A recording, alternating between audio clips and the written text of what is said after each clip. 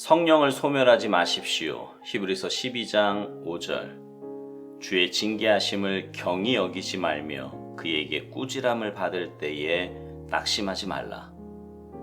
성령을 소멸시키는 것은 아주 쉽습니다. 주님의 징계를 무시하거나 주님께 꾸지람을 들을 때 낙심해 버리면 됩니다. 우리가 얕은 차원의 성화의 경험만 가지고 있다면 우리는 그림자를 실제로 착각하기 쉽습니다. 그래서 성령이 견책하기 시작하실 때 우리는 이건 마귀의 이름에 틀림없어라고 말합니다. 결코 성령을 소멸하지 마십시오. 성령께서 이렇게 말씀하실 때 그분을 무시하지 마십시오. 더 이상 이 부분에 눈을 감지 말라. 내 생각에 내가 잊지 말아야 할 곳에 있구나. 지금까지 너에게 그것을 보여줄 수 없었지만 이제 보여준다. 주께서 이와 같이 징계하실 때 그분의 방법으로 하시도록 순응하십시오. 그분으로 당신을 하나님께 올바르게 서도록 하십시오. 꾸지람을 받을 때 낙심하지 말라. 우리는 하나님께 볼멘 소리를 내며 말합니다. 이런 어쩔 수 없었답니다. 저도 기도했는데 잘 안 되었습니다. 이제 포기하렵니다. 만일 만사를 이런 식으로 말해버린다면 어떻게 될지 생각해 보십시오. 하나님께서 그분의 능력으로 나를 사로잡으셔서 주님께서 받으시기에 합당한 일을 내 안에서 하시도록 나 자신을 주께 맡길 준비가 되어 있습니까? 성화는 하나님께서 나를 위해 뭔가 해주시기를 원하는 내 나름대로의 생각이 아니라 오히려 하나님께서 친히 나를 위해 무엇을 하실까에 대한 하나님의 생각입니다. 주님은 내가 어떠한 희생을 치르는 한이 있더라도 나 자신의 온전한 성화를 위해 주께서 역사하기를 바라는 그러한 마음과 영혼의 자세를 취하는 자리까지 우리를 이끄실 것입니다.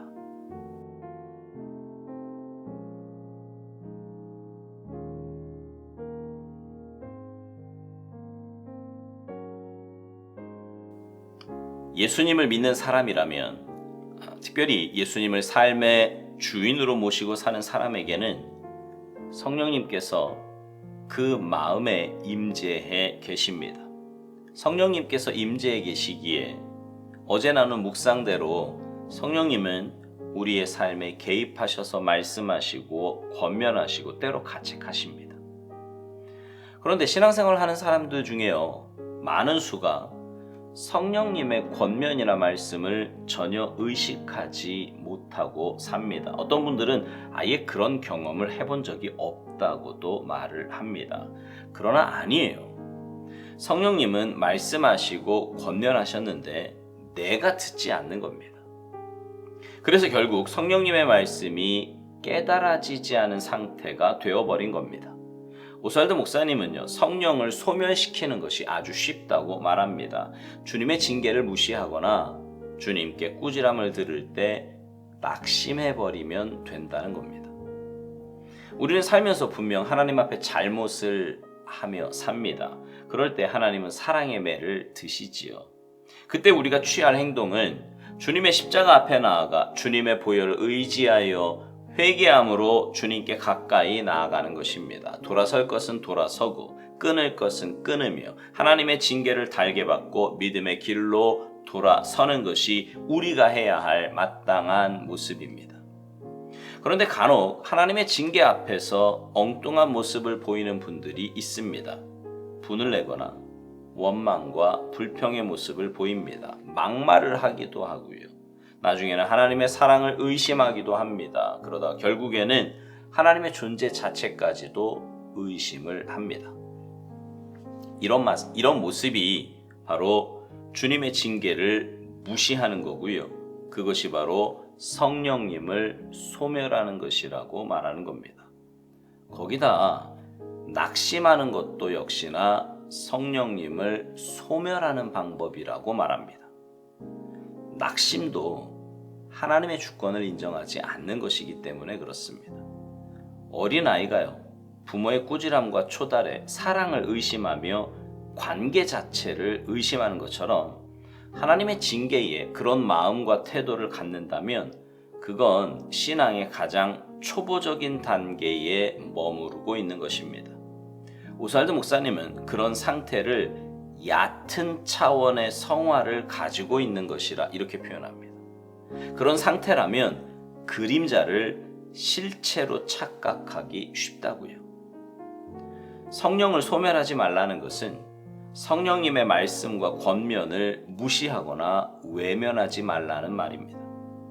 내 안에 계신 성령님께서 내게 주신 말씀과 권면은 내게 가장 유익한 말씀이에요.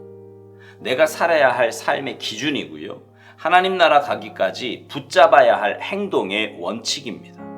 그런데 영적인 성숙도가 어린아이 수준일 때 그것을 받아들이지 못하고 여전히 인간적이고 세상적인 생각과 기준으로 그것을 평가합니다.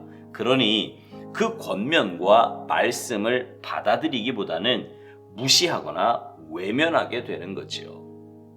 오스왈드 목사님은 주께서 징계하실 때 그분의 방법으로 하시도록 순응하라고 말합니다. 그분으로 당신을 하나님께 올바르게 서도록 하라고요. 그러니까 성령께서 이끄시는 방법대로 순종할 때 우리는 올바로 설 수 있다는 말입니다. 성령님의 말씀과 권면에 온전히 순종해야 한다는 거예요. 여러분, 어린아이가 부모님이나 선생님께 꾸지람을 듣거나 훈계를 받을 때면 대체로 어떤 반응을 보입니까? 이렇게 막 핑계 대려고 하지 않습니까? 내가 그거 하지 못한 이유, 그거 잘 못한 이유를 자꾸만 대려 그래요. 자신의 행동에 정당성을 부여하고 싶은 거지요. 그러나 어른이 되면 자신의 잘못에 대해 인정을 합니다. 잘못한 부분에 대해서 받아들이고 바꾸거나 고치려고 노력을 하지요. 이게 정상적인 성인의 모습입니다. 영적으로도 그렇습니다. 영적으로 어린아이는 자꾸만 이유와 핑계를 댑니다. 자신의 행동에 대한 당위성, 하지 못하는 이유, 바뀌지 않는 이유 등을 자꾸 말하려 그래요. 그러나 영적으로 성숙한 사람은 그렇지 않습니다. 자신의 잘못을 지적받을 때 아프지만 받아들여요. 힘들지만 고치려고 노력합니다. 그것이 영적으로 사는 길임을 알기 때문이지요. 오스왈드 목사님이 우리에게 이런 질문을 합니다. 하나님께서 그분의 능력으로 나를 사로잡으셔서 주님께서 받으시기에 합당한 일을 내 안에서 하시도록 나 자신을 주께 맡길 준비가 되어 있냐고요. 그러니까 성령께서 내 안에서 역사하실 수 있도록 내 삶의 주권을 온전히 그분께 내어 드렸느냐는 겁니다. 그러면서 이런 중요한 말을 합니다. 성화는 하나님께서 나를 위해 뭔가를 해주시기를 원하는 내 나름대로의 생각이 아니라 오히려 하나님께서 친히 나를 위해 무엇을 하실까에 대한 하나님의 생각이라고요. 그렇습니다. 성화는 주님 닮아가는 것인데 내 생각과 뜻이 기준이 아니라 하나님의 생각과 뜻이 기준입니다. 내 생각대로 고집하며 사는 것이 아니라 주님 뜻대로 변해가는 것이다 이 말이에요. 신앙의 연조가 깊어질수록 두 가지 모습으로 나타납니다. 하나는 내가 기준이 되어 사는 거예요. 이런 사람은요, 하나님의 말씀도 이겨먹으려고 합니다. 내 생각, 경험이 언제나 하나님의 뜻보다 앞섭니다. 뭔가 잘못된 신앙을 갖고 있는 거고 이런 삶의 성령의 역사는 없습니다.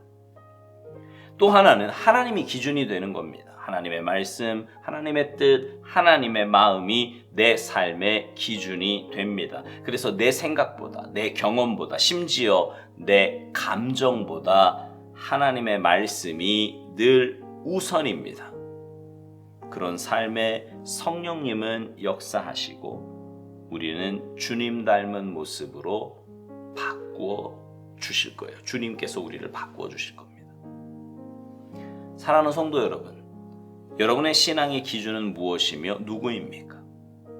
혹시 내 감정이, 내 경험이, 내 생각이 기준입니까? 그래서 성령님을 소멸하고 있는 것은 아닙니까?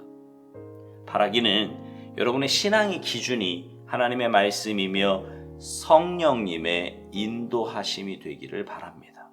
그래서 지금도 살아 역사하시는 하나님의 은혜와 역사하심이 여러분의 삶 가운데 풍성하게 임하시기를 주님의 이름으로 축복합니다. 아멘.